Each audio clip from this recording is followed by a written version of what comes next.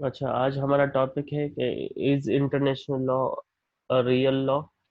क्या हम international law को जैसे लॉ ऑफ लैंड होता है वैसे लॉ जो है वो मान सकते हैं?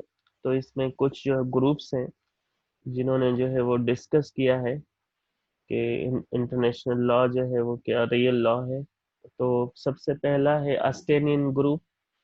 Austin, in his definition of law, has given more importance to sanctions and fear in compliance of law.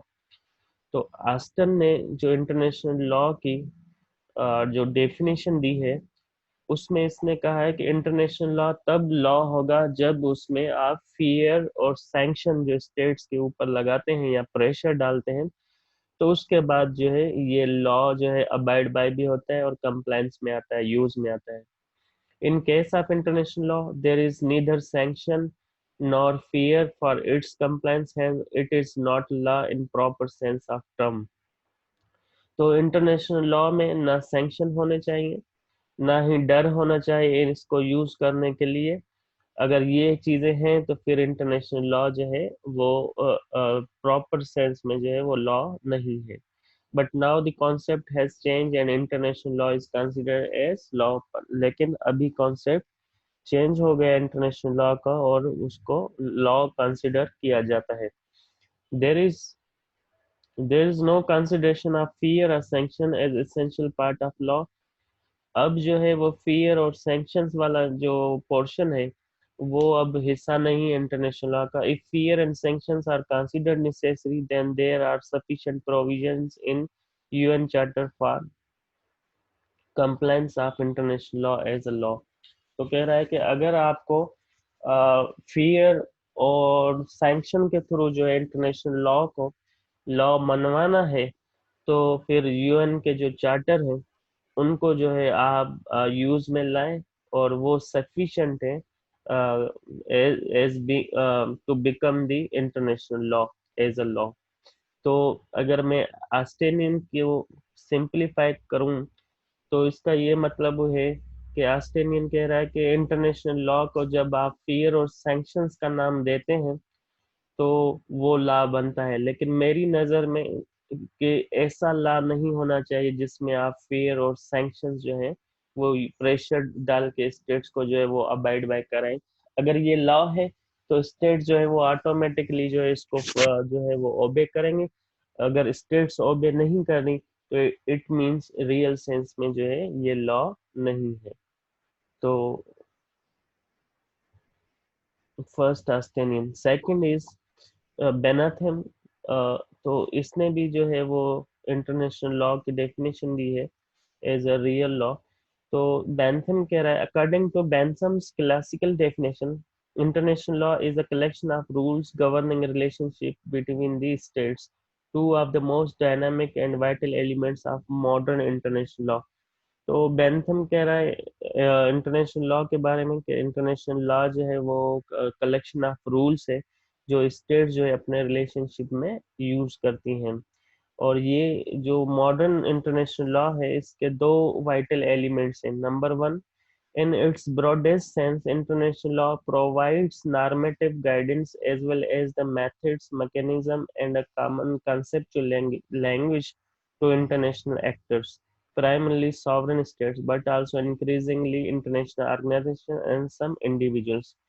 तो कह रहा है कि पहला जो एलिमेंट है इंटरनेशनल लॉ का, अगर हम ब्रॉडेस्ट सेंस में देखें तो इंटरनेशनल लॉ प्रोवाइड करता है एक तो नॉर्मेटिव गाइडलाइंस, मेथड्स, मैकेनिज्म और एक एक कॉमन कंसेप्चुअल लैंग्वेज है इंटरनेशनल लॉ के इंटरनेशनल एक्टर्स के लिए। International actors means states and non state actors. तो प्राइमरली सॉवरेन स्टेट्स हो गए और सेकेंडरी सेकेंडरी जो है वो इंटरनेशनल ऑर्गेनाइजेशंस और इंडिविजुअल्स हो गए। तो इट मींस बेंथम जो है ये मान रहा है कि इंटरनेशनल लॉ जो है वो रियल लॉ है क्योंकि उसके पास अपनी लैंग्वेज है, मैकेनिज्म है, मैथोडोलॉजी है और प्रिंसिपल्स एंड गाइडलाइंस हैं। तो इसलिए international law is a real law.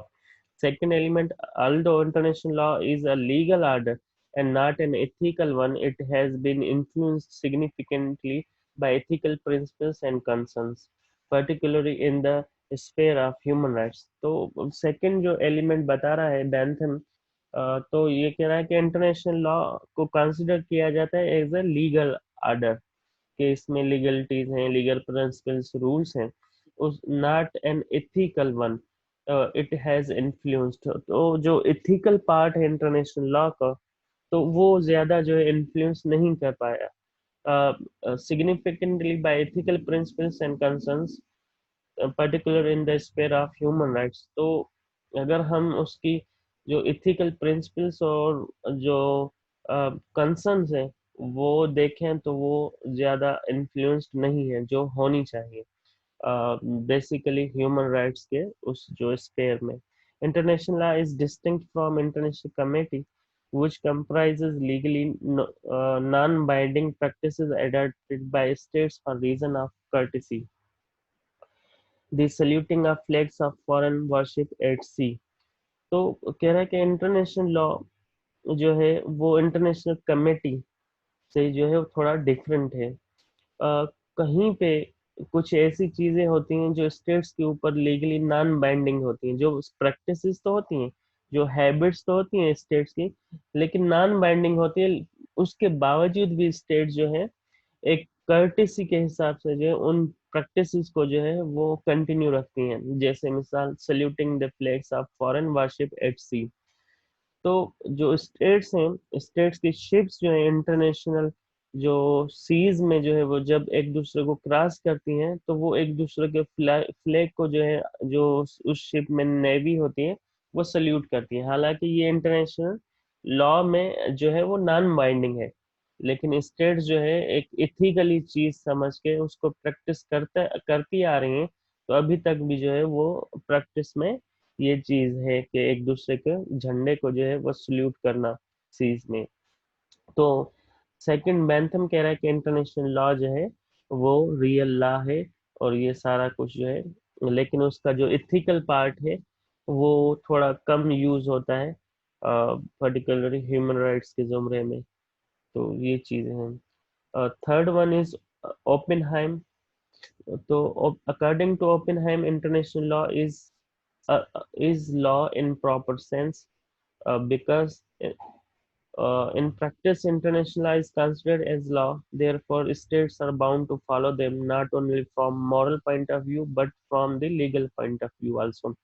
तो ओपेनहाइम कह रहा है कि इंटरनेशनल लॉ जो है वो प्रॉपर सेंस में जो है वो रियल लॉ है, क्योंकि स्टेट जो है इंटरनेशनल लॉ को जो है वो प्रैक्टिस करती हैं, ना कि जो है वो लीगल पॉइंट ऑफ व्यू से, बल्कि मॉरल पॉइंट ऑफ व्यू से भी जो है वो इंटरनेशनल लॉ को इन देयर रिलेशनशिप्स ये जो है वो यूज करती है, इंटरनेशनल लॉ को प्रैक्टिस करती हैं। When states violate international law, then they do deny the existence of international law। जब स्टेट्स इंटरनेशनल लॉ को वायलेट करती हैं, तो इसका ये मतलब है कि वो स्टेट्स इंटरनेशनल लॉ के एग्जिस्टेंस को जो है वो डिनाई कर रही हैं, but they interpret them in such a way so that they can prove their conduct is as per international law। लेकिन वो इन लॉज को, इन इंटरनेशनल लॉज का इंटरप्रिएट इसी तरह करते हैं जैसे वो कोई इंटरनेशनल लॉ हैं।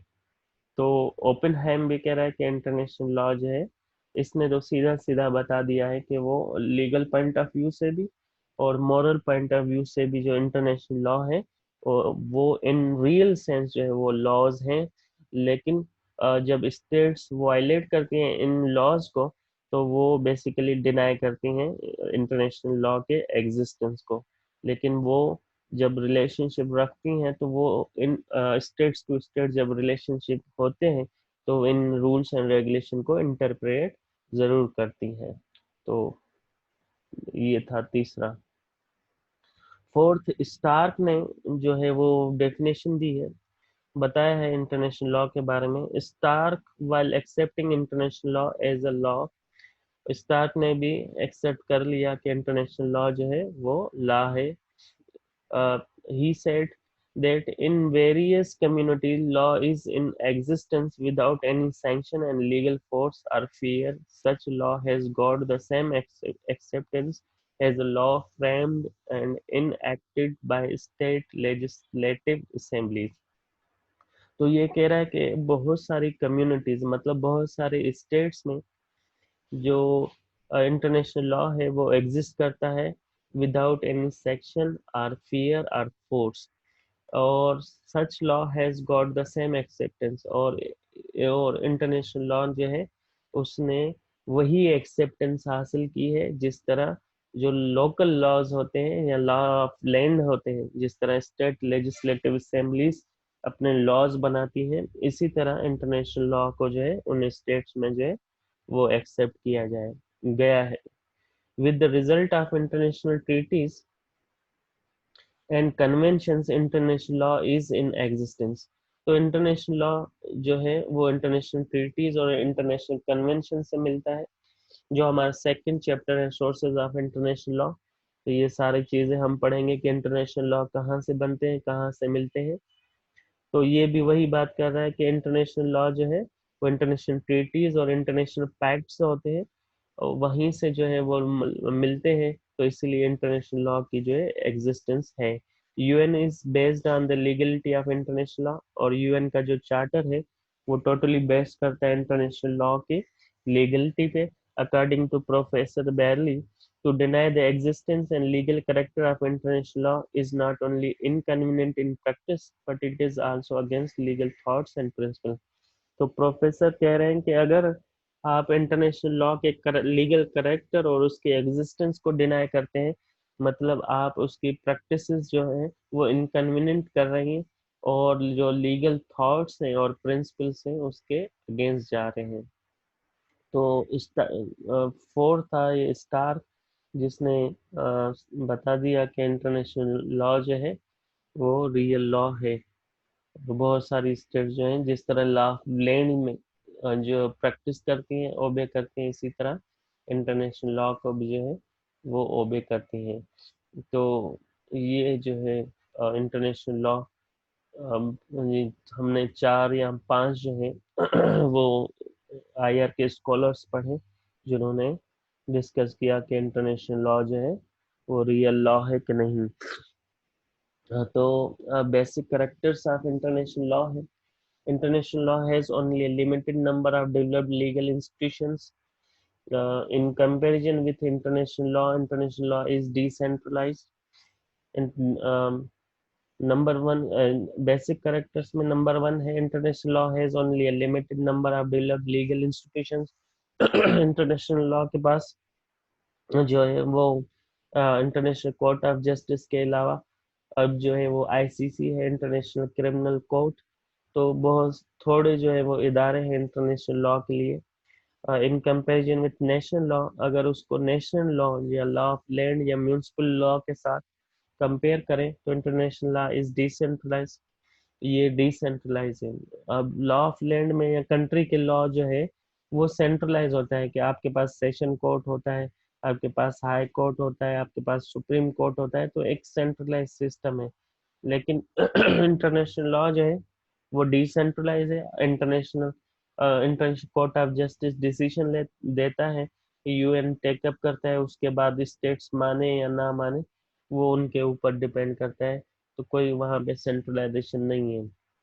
तो number one.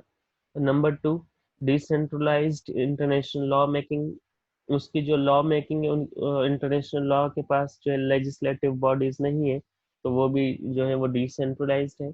Decentralised international enforcement, और इंटरनेशनल लॉ या इंटरनेशनल कोर्ट ऑफ जस्टिस या यूएन के पास कोई जो है वो इन्फोर्सिंग एजेंसीज नहीं है जिसको एग्जीक्यूटिव बॉडी कहा जाता है, जो आईसीजे के लॉज को जो एग्जीक्यूट करवाए। इसी तरह कोई भी ऐसा इदारा नहीं है यूएन के पास। Decentralised volunteer international law education, तो ये भी जो जब एजुकेशन होती है इंटरनेशनल लॉ की, तो लेजिस्लेशन जिसको कहते हैं, तो इस तरह ऐसा कोई भी सेंट्रलाइज इदारा नहीं है। तो ये बेसिक कैरेक्टर्स हैं। तो यहाँ पे से कोई किसी के पास क्वेश्चन हो या कोई पूछना चाह रहा हो कि रियल लॉ या, तो वो पूछ सकते हैं आप, अदरवाइज हम आगे चलें।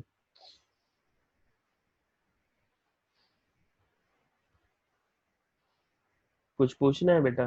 आवाज आ रही है मेरी?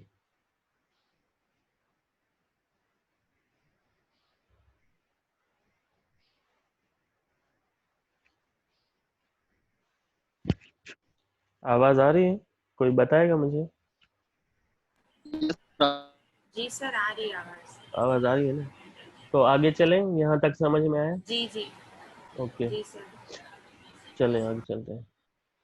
अच्छा, दूसरा है international law versus municipal law. और म्यूनिसिपल लॉ का मतलब होता है लॉ ऑफ लैंड। जो स्टेट्स के लॉज हैं उनको म्यूनिसिपल लॉ कहा जाता है। तो यहाँ पे कुछ थियरीज हैं जो इंटरनेशनल लॉ और म्यूनिसिपल लॉ के बारे में जो है वो बता रही है। तो नंबर वन है मोनेस्टिक थियरी।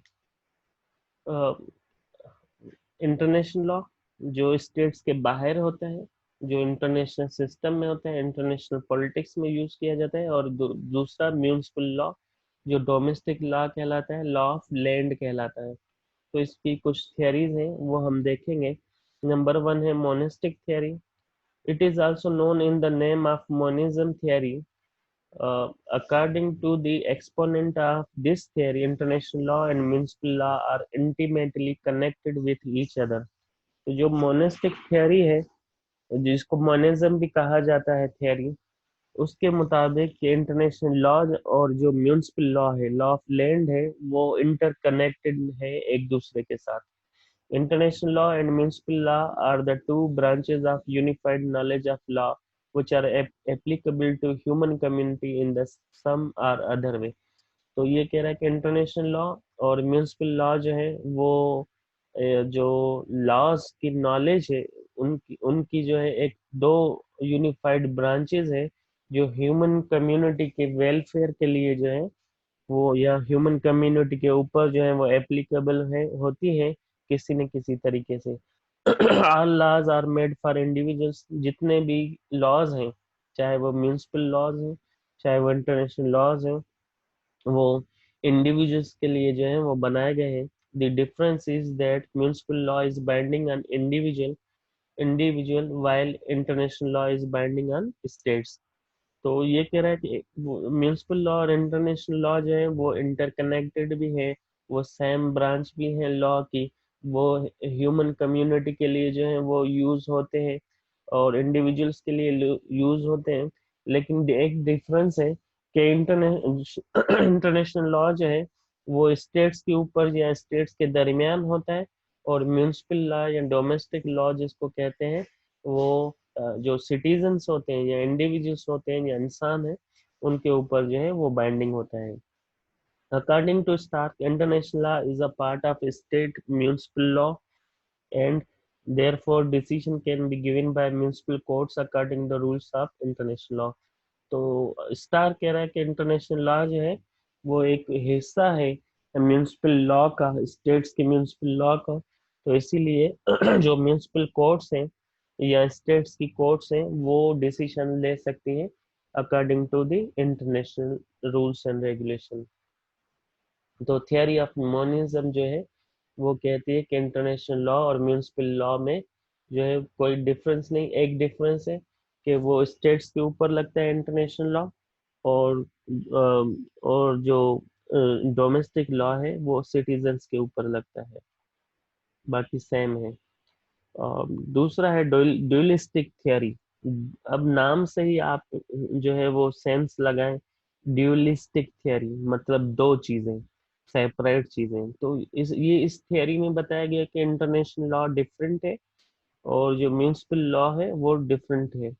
फिर भी पढ़ते हैं। In view of dualistic theory, writers, international law and state law are two separate laws and contain legal system. तो जिस तरह मैंने बताया कि नाम से ही जो है फील हो रहा है कि इस थ्योरी के मानने वाले जो स्कॉलर्स हैं वो कहते हैं कि ये दो डिफरेंट लॉज हैं और लीगल सिस्टम में डिफरेंट चीजें हैं दोनों, डोमेस्टिक लॉ और international law. The monistic view of law is a part of philosophy according to which totality is a single structure.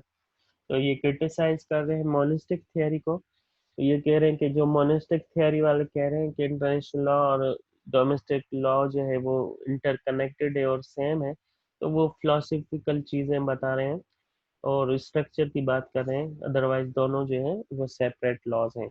But with in the framework of unitary universe is diversity of phenomena. तो जब हम universe में देखते हैं तो चीजें बहुत सारी डाइवर्स होती हैं। International law can not become a part of state municipal law till the principle of international law are applied under the state municipal law. तो ये लाइन जो है वो इम्पोर्टेंट है, गौर से जो है वो सुनिएगा। कि कह रहा है कि international law can not become a part of state municipal law till the principle of international law are applied under state municipal law। तो कह रहा है कि जो इंटरनेशनल लॉ है वो डोमेस्टिक लॉ का तब तक जो है वो हिस्सा नहीं बन सकता जब तक स्टेट लॉ जो है या स्टेट्स की कोर्ट्स जो है जिसको हम म्यूनिसिपल लॉ है वो इस इंटरनेशनल लॉ को एडाप्ट ना कर ले, उसके कुछ प्रिंसिपल्स रूल्स और रेगुलेशन एडाप्ट ना कर ले, तब तक जो है वो इंटरनेशनल लॉ जो है वो म्यूनिसिपल लॉ का हिस्सा नहीं बनता। आगे समझ में आ जाएगा। और थर्ड थियरी है थियरी ऑफ स्पेसिफिक एडाप्शन। अब नाम देखें, थियरी ऑफ स्पेसिफिक एडाप्शन मतलब जो स्पेसिफिक चीजें हैं उनमें एडॉप्ट आप कर सकते हैं इंटरनेशनल लॉ। तो international law can not be directly enforced in the field of state law. तो ये कह रहे हैं कि इंटरनेशनल लॉ जो है वो म्यूनिसिपल लॉ या स्टेट लॉ में डायरेक्टली जो है आप इन्फोर्स नहीं कर सकते। In order to enforce it in the field of municipal law, अगर आप इंटरनेशनल लॉ को म्यूनिसिपल लॉ में इन्फोर्स करना चाहते हैं then it is necessary to make it specific adoption. तो आप इंटरनेशनल लॉ में सॉरी डोमेस्टिक लॉ में आप इसकी जो है कुछ स्पेसिफिक चीज़ों में जो है आप अडॉप्ट कर सकते हैं, जैसे ह्यूमन राइट्स इश्यूज हो गए, वुमन राइट्स इश्यूज हो गए, चाइल्ड अब्यूज हो गया, लेबर लॉज हो गए। जिस तरह जो यूनिवर्सल डिक्लेरेशन ऑफ यूएन है उसमें जो लॉज और ये उन चीज़ें दी हुई हैं, 30 आर्टिकल दिए हुए, उन हिसाब से जो है आप स्पेसिफिक चीज़ों में जो है इंटरनेशनल लॉ को अडॉप्ट कर सकते हैं, लेकिन हर इशू में जो है वो अडॉप्ट नहीं कर सकते हैं। जैसे सपोज करें मर्डर केसेस हैं, प्रॉपर्टी केसेस हैं या दूसरे केसेस हैं जो स्पेसिफिक म्यूनिसिपल लॉ में आते हैं, तो उनमें आप जो है वो इंटरनेशनल लॉ को सब सब कवानीन में आप लागू नहीं कर सकते, लेकिन इस कुछ स्पेसिफिक चीज़ें हैं जिनमें आप जो है इंटरनेशनल लॉ को डोमेस्टिक लॉ में जो है वो इन्फोर्स कर सकते हैं।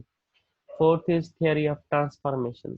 अब ये थियरी जो है ये भी वही बात कर रही है जो ऊपर वाली बात कर रही है, लेकिन ये कह रही है कि इंटरनेशनल लॉ म्यूनिसिपल लॉ में जब अप्लाई करता है तो इसको ट्रांसफॉर्म करना होता है, इसकी शेप को ट्रांसफॉर्म आप करते हैं तो उसके बाद जो है आप इसको इंटरनेशनल लॉ को म्यूनिसिपल लॉ में जो है वो अप्लाई कर सकते हैं। तो पढ़ते हैं, देखते हैं ये क्या कह रहा है। The exponent of this theory contended that for application of international law in the field of municipal law, the rules of international law have to undergo transformation। तो वही कह रहा है कि इस थियोरी को मानने वाले ये कहते हैं कि इंटरनेशनल लॉ की जो फील्ड है अगर वो म्यूनिसिपल लॉ में आप जो है वो यूज अप्लाई करना चाहते हैं तो जो इंटरनेशनल लॉ के रूल्स एंड रेगुलेशन है उनको आप ट्रांसफॉर्म करेंगे। Without transformation they can not be applied in the field of municipal law. तो जब तक आप इंटरनेशनल लॉ को म्यूनिसिपल लॉ में ट्रांसफर नहीं करते तो तब तक इंटरनेशनल लॉ जो है वो म्यूनिसिपल लॉ में एप्लीकेबल नहीं है। According to Stark, that the rules of international law can be applied when they are transformed into domestic law। तो स्टार कह रहा है कि जब आप इंटरनेशनल लॉ को के इंटरनेशनल लॉ के रूल्स को आप जब ट्रांसफॉर्म करते हैं तो तभी वो डोमेस्टिक लॉ में अप्लाई करते हैं, अदरवाइज नहीं। Is not necessary in every case, और हर केस में जो है आप ट्रांसफॉर्म नहीं कर सकते, लेकिन जो है कुछ जो केसेस हैं उनमें अगर आप अडॉप्ट कर लें या ट्रांसफॉर्म कर लें इंटरनेशनल लॉ के रूल्स तो वो डोमेस्टिक लॉ के जो है वो हिस्सा बन जाते हैं बाद में। तो तो ये हमने 4 थियरीज पढ़ी, इंटरनेशनल लॉ और म्यूनिसिपल लॉ की, और लास्ट थियरी है और फाइनल थियरी है लॉ, थियरी ऑफ डेलीगेशन। तो थियरी ऑफ डेलीगेशन जो है, the theory of transformation has been criticised by the jurist with the result of criterisation it put forward a new theory called delegation theory. तो जो delegation theory है, basically वो theory of transformation को criticise कर रही है। The supporters of this theory says that according to the statutory rules of international law, the powers have been delegated to the constitution of different states, ensure that how and what extent according to international law। तो ये कह रहे हैं कि international law को municipal law होने के लिए ट्रांसफॉर्मेशन की कोई जरूरत नहीं। ये जो डेलीगेशन वाले थियरी वाले स्कॉलर्स हैं, वो नंबर 1 ट्रांसफॉर्मेशन थियरी को क्रिटिसाइज कर रहे हैं। नंबर 2 ये कह रहे हैं कि इंटरनेशनल लॉ को म्यूनिसिपल लॉ में होने से अप्लाई करने से जो है वो ट्रांसफॉर्मेशन की कोई ज़रूरत नहीं, क्योंकि ऑलरेडी जो स्टेट्स के लॉज बनते हैं उनमें international rules and regulation already जो है वो होते हैं म्यूनिसिपल लॉ में। तो इंटरनेशनल लॉ के रूल्स को ट्रांसफॉर्म करने की कोई ज़रूरत नहीं है डोमेस्टिक लॉ में। डोमेस्टिक लॉ में ऑलरेडी जो है वो इंटरनेशनल रूल्स एंड रेगुलेशन होते हैं। States to determine and as to how international law will become applicable in the field of municipal law in accordance with the procedure and system prevailing in each state in accordance with its constitution। तो ये कह रहा है कि state जो है international law को जो है वो डिटरमाइन करती हैं और उसको म्यूनिसिपल लॉ की फील्ड में अप्लाई करती हैं अपने कॉन्स्टिट्यूशन के हिसाब से, अपने स्टेट्स के हिसाब से, क्योंकि ऑलरेडी उनके कॉन्स्टिट्यूशन में इंटरनेशनल रूल्स एंड रेगुलेशन होते हैं। लेकिन वो तरीक़ेकार जो है हर स्टेट का जो है वो डिफरेंट है। इसीलिए इंटरनेशनल लॉ को म्यूनिसिपल लॉ में एप्लीकेबल होने के लिए उसकी ट्रांसफॉर्मेशन की जो है वो ज़रूरत नहीं, वो ऑलरेडी जो स्टेट्स के कॉन्स्टिट्यूशन होते हैं उसमें कुछ कवानीन जो है वो international rules and regulation already होते हैं। तो ये जो है 5 थ्योरीज हमने पढ़ी इसमें, international law versus municipal law में। इंटरनेशनल लॉ तो आप समझते हैं, municipal law means domestic law, जो स्टेट्स के अंदर होते हैं, तो उनको डोमेस्टिक जो है वो लॉस कहते हैं। आगे है वीकनेस ऑफ इंटरनेशनल लॉ, कि इंटरनेशनल लॉ की वीकनेसेस कौन सी हैं। Number one, the greatest shortcoming of international law is that it lacks an effective executive authority to enforce its rules। तो पहली जो शॉर्टकमिंग्स है या वीकनेस है इंटरनेशनल लॉ की, वो है एग्जीक्यूटिव बॉडी का ना होना। एग्जीक्यूटिव बॉडी ये है कि इंटरनेशनल कोर्ट ऑफ जस्टिस या यूएन कोई डिसीजन लेती है तो उसके पास ना आर्मी है, ना पुलिस है, ना रेंजर्स है, ना कोई ऐसी मशीनरी है कि वो डिसीजन जो है एग्जीक्यूट करवा सके। जिस तरह जो है वो डोमेस्टिक लॉ में होता है कि कोर्ट्स जो है वो डिसीजन ले देती हैं और जो पुलिस और जो फोर्सेस होती हैं एग्जीक्यूटिव बॉडी वो उनको इन्फोर्स करवाती हैं। तो ये पहली वीकनेस है इंटरनेशनल लॉ की कि उसके पास कोई एग्जीक्यूटिव अथॉरिटी नहीं है। Number 2, lacks of effective legislative machinery। Since the international law are based on the international treaties and convention, therefore these are interpreted by states according to their self interest। तो second ये है कि जिस तरह domestic law में legislative bodies होती हैं, national assemblies, senate और प्रोविंशियल असेंबलीज, तो इसी तरह इंटरनेशनल लॉज में कोई भी लेजिस्लेटिव बॉडी नहीं है। सिर्फ वो जो सोर्सेज है इंटरनेशनल लॉ के, ट्रीटीज और कन्वेंशंस और कस्टम्स, उनसे जो है वो इंटरनेशनल लॉज और रूल्स मिलते हैं और स्टेट जो है वो अपने हिसाब से जो उनको इंटरप्रेट करती हैं। तो सेकंड वीकनेस ये है। Third weakness, the International Court of Justice lacks compulsory jurisdiction in the true sense of term. The International Court of Justice, which is situated in Hague, Netherlands, is not authorized to take cases of all states. The cases can be filed in this court with the mutual consent of concerned states।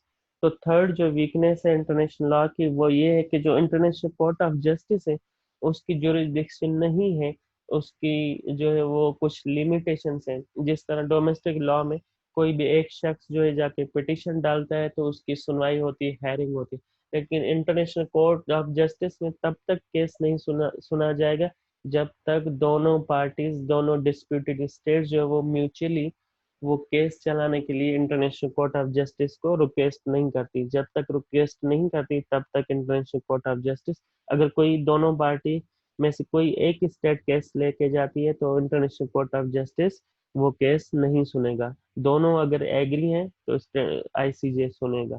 तो ये limitations है।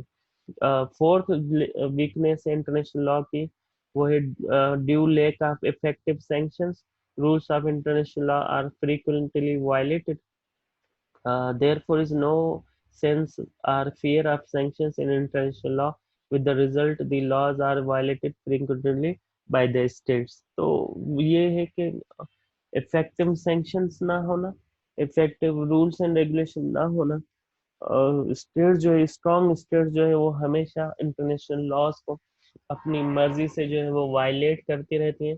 तो इसीलिए जो जो equality वाला system होता है लॉज में वो इंटरनेशनल लॉ में नहीं है। तो इसी तरह स्टेट जो है और जो स्ट्रॉन्ग स्टेट्स हैं वो इंटरनेशनल रूल्स एंड रेगुलेशन को फ्रीक्वेंटली और अपनी मर्जी के साथ जो है वो वायलेट करती रहती हैं। तो फिफ्थ जो वीकनेस है इंटरनेशनल लॉ की वो है lack in right to intervene in international affairs. तो जो इंटरनेशनल लॉज को की जो राइट है कि इंटरनल अफेयर्स में जो है वो इंटरफेयर करना वो भी रिस्ट्रिक्ट करती है। As per article 27 of UN charter, UN is not competent to interfere in the domestic matters of states. तो यूएन का जो चार्टर है उसका आर्टिकल 2(7) जो है वो यूएन को मना करता है कि वो डायरेक्टली डोमेस्टिक मैटर्स जो हैं स्टेट्स के वो डायरेक्टली इंटरफेयर नहीं कर सकता, इंटरवीन नहीं कर सकता। International law can not interfere in the domestic matters. International law जो है वो डायरेक्टली वो डोमेस्टिक मैटर में जो है वो इंटरफेयर नहीं कर सकता। Keeping in view these facts in several cases international law proves to be ineffective and weak. अगर ये सारी चीजें देखें तो इंटरनेशनल लॉ जो है वो वीक हमें नजर आता है और इनइफेक्टिव नजर आता है। छठी वीकनेस जो है वो इंटरनेशनल लॉ की वो है अनसर्टेनिटी। तो there is no more reason behind the weakness of international law is its uncertainty. It is its uncertainty. तो एक और लास्ट जो वीकनेस है इंटरनेशनल लॉ की वो है uncertainty. It is not certain in the laws of states as well as municipal law. तो अभी तक जो है इसके बारे में जो है वो स्टेट्स के दरमियान जो है वो डिस्कशन चलती आ रही, और अभी तक जो है वो स्कॉलर्स म्युनिसिपल लॉ और लॉ ऑफ स्टेट्स के जो रूल्स हैं उनमें जो है वो अभी तक डिस्कशन करें। It is not certain as the laws of state as well as municipal law. अच्छा, तो ये कह रहा है कि जिस तरह डोमेस्टिक लॉज के रूल्स एंड रेगुलेशन जो है वो सर्टेन है कि आपने मर्डर किया है तो आपको जो है आपके मुल्क मुल्क के जो है वो रूल्स और रेगुलेशन के हिसाब से वही सजा मिलती है, वही जो है वो जो पनिशमेंट मिलती है। लेकिन इंटरनेशनल लॉ में वो चीज़ें सर्टेन नहीं है। In addition to this it has not been able to maintain international peace and order. और यही वजह है कि अभी तक जो है चाहे कश्मीर आप देख लें, फ़लस्तीन देख लें, या दूसरे जो जितने भी डिस्प्यूटेड एरियाज हैं या जो रोहिंग्या मुस्लिम्स हैं उनका मसला है, तो जहाँ पे भी ये इश्यूज आप देख लें तो इस इनसर्टेनिटी की वजह से इंटरनेशनल लॉ जो है अभी तक प्रॉपर जो है पीस एंड ऑर्डर जो है वो मेंटेन नहीं कर सका। तो ये थे 6 वीकनेसेस इंटरनेशनल लॉ के। अभी ये मीटिंग खत्म होने वाली है तो हम भी क्लास जो है यहाँ तक आज खत्म करेंगे। तो आप में से कोई CR GR जो भी है मुझे अटेंडेंस जो है वो भेज दे। आपके क्लास में जो है वो 70-80 लोग हैं तो अभी 9 पार्टिसिपेंट जो है वो प्रेजेंट है। तो 6 ये वीकनेस हैं। तो कंक्लूड करते हैं अब इस लेक्चर को। It is now very much clear from the above facts that international law is weak. तो अबव फैक्ट्स जितने भी हमने पढ़े हैं, तो इनसे लग रहा है कि इंटरनेशनल लॉ जो है वो वीक है। Pattern says that from institutional point of view international law is a weak. Pattern जो है वो कह रहा है कि अगर हम इदारे के हिसाब से देखें तो इंटरनेशनल लॉ जो है वो वीक लॉ है। It has no legislative support, though there is international court of justice, but the function are tax cases on the basis of mutual consent of states। तो कह रहा है कि इसके पास लेजिस्लेटिव बॉडी भी नहीं है, इसके पास इंटरनेशनल कोर्ट ऑफ जस्टिस है, लेकिन वो तब तक केस नहीं उठा सकती जब तक दोनों स्टेट्स जो है वो म्यूचुअल कंसर्न के साथ जो है वो पिटिशन दायर ना करें। It has no power to get decision implemented, और इसके पास जो है वो एग्जीक्यूटिव बॉडी भी नहीं है, और ये डिसीशंस जो हैं वो उनको इम्प्लीमेंट भी नहीं करा सकती। तो आज हमने तीन जो हैं वो टॉपिक्स पढ़े कि international law is a real law, और दूसरा हमने जो है बेसिक करेक्टर्स भी पढ़े इंटरनेशनल लॉ के, और डिफरेंस पढ़ा इंटरनेशनल लॉ और म्यूनिसिपल लॉ में, उसकी थियरीज पढ़ी हमने 5। और तीसरा टॉपिक हमने पढ़ा वीकनेस ऑफ इंटरनेशनल लॉ, इसकी 6 वीकनेसेस हमने पढ़ी। तो आज का जो जो लेक्चर है यहाँ पे ख़त्म होता है।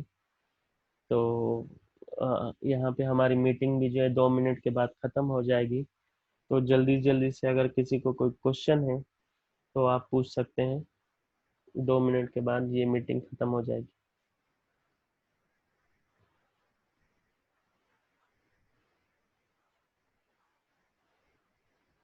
नेक्स्ट जो है हमारा वो सिग्निफिकेंस ऑफ इंटरनेशनल लॉ है।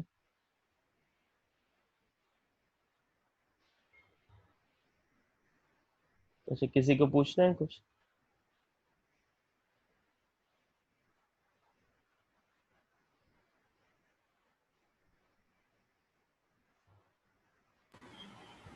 सर थ्योरी ऑफ डेलीगेशन समझ नहीं। अच्छा बेटा, थियरी ऑफ डेलीगेशन ये थी कि ये बेसिकली वो थियरी ऑफ जो ट्रांसफॉर्मेशन है ना, उसको क्रिटिसाइज कर रहे हैं। तो थियरी ऑफ ट्रांसफॉर्मेशन कह रही थी कि जब आप अप्लाई करते हैं इंटरनेशनल लॉज डोमेस्टिक लॉ पे, तो उसके रूल्स रेगुलेशन को आप ट्रांसफॉर्म करें, उसके बाद जो है वो एप्लीकेबल है इंटरनेशनल लॉ। लेकिन जो थियरी ऑफ डेलीगेशन है वो कह रही है कि जो जो इंटरनेशनल रूल्स एंड रेगुलेशन है वो ऑलरेडी स्टेट्स के आइन में होते हैं। वो रूल्स एंड रेगुलेशन जब स्टेट जो है वो इंटरनेशनल पर्सनैलिटी बनती है तो कुछ एडॉप्ट कर लेती है इंटरनेशनल लॉ के रूल्स एंड रेगुलेशन। तो इंटरनेशनल लॉ को म्यूनिसिपल लॉ में अप्लाई होने के लिए उसको ट्रांसफॉर्मेशन की कोई ज़रूरत नहीं होती, वो ऑलरेडी जो आइन होता है स्टेट्स का उसमें रूल्स एंड रेगुलेशन होते हैं इंटरनेशनल लॉज के। तो उस हिसाब से आप जो स्टेट जो है वो इंटरप्रेट कर सकती हैं, तो ट्रांसफॉर्मेशन की कोई ज़रूरत नहीं। जी। और कोई जवाब मिला आपको? जी सर। ओके, कोई और हो?